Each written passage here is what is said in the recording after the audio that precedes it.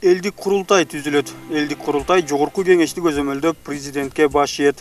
Өкмөттү түзүү мамлекет башчыга жүктөлөт. Парламентте 90 депутат болот. Президент өлкөнүн аткаруу бийлигин жетектейт. Өлкө башчы мамлекеттин ички тышкы багыттарын аныктап 5 жылга 2 мөөнөттөн ашык эмес шайланат. Долбоору иштелип бүтүп сунушталып жаткан баш мыйзамда мына ушулар жазылган. Аны жогорку кеңештин 80 депутаты демилгелегени айтылган. Бирок бул маалыматтар чыгаруу менен айрым эл өкүлдөрү өз пикирлерин билдирип, биз буга макул эмеспиз деп айтып чыгышты. Алар төмөндөгүдөй пикирлерин билдиришкен.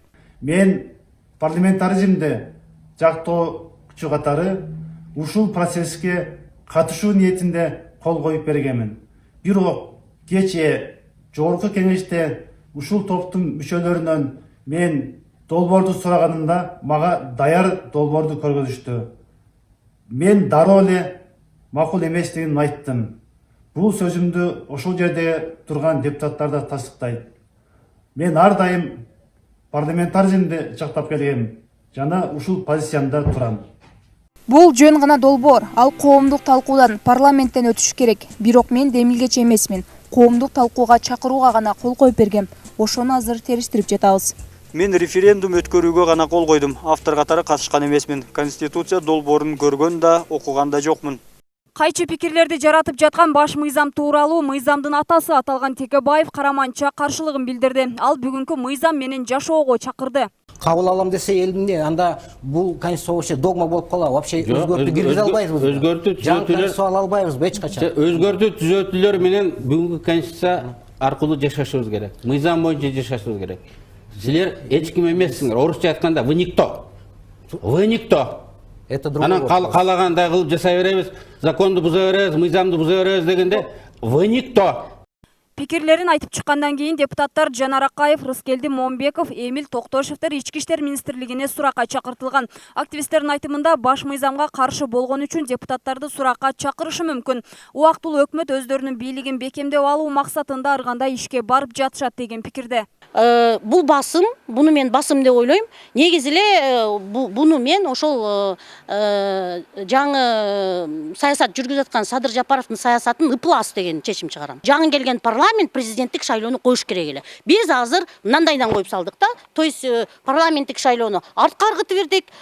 Биринчи эле ошо референдум аркылуу конституцияны өзгөртөбүз деп атабыз, анан кийин деген президентти тандайбыз деп атабыз, анан кийин деген депутаттарды тандайбыз деп атабыз. Андай болбойт. Ал ошол негизги документтин өзгөрүүсүн жаңы келген парламент караш керек. Ал эми серепчилердин айтымында баш мыйзамда жазылган 120 депутаттын саны 90го кыскарышы менен гана маселе чечилбейт. Тескерисинче аз сандагы депутаттарды сатып алуу оңой болот. Кандай болсо да өлкөдөгү окуяларга жоопкерчиликтүү бир адам болушу керек. Анткени буга чейинки революцияларда качып кеткендер сабак болушу керек дешет. Мыйзам менен эле бекитип, мына биз президенттик системабыз. Бардык элдин атынан президент гана сүйлөйт.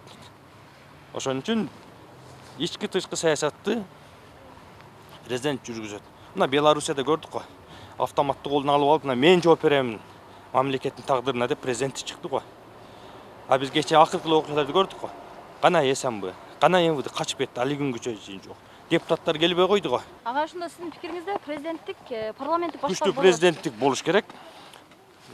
Системабызчы парламентке бир мандат округтан шайланып келиш керек. Кээ бир округтарда бир да депутаты жок. Баш мыйзамдын 114 беренесинин 3 абзасына ылайык жогорку кеңештин депутаттарынын жалпы санынын 3/2-синен тагыраагы 80ден кем болбогон эл өкүлдөрүнүн демилгеси менен конституцияга өзгөртүүлөрдү киргизүү жөнүндө мыйзам референдумга чыгарылышы мүмкүн. Ар бир президент шайланган сайын баш мыйзамды өзгөртө берүү айрым саясатчылардын оюну болуп калды деген пикирлерди айтылууда. Мимоза Жаныбек кызы, Айбек Үсөнұлы, Ынтымак.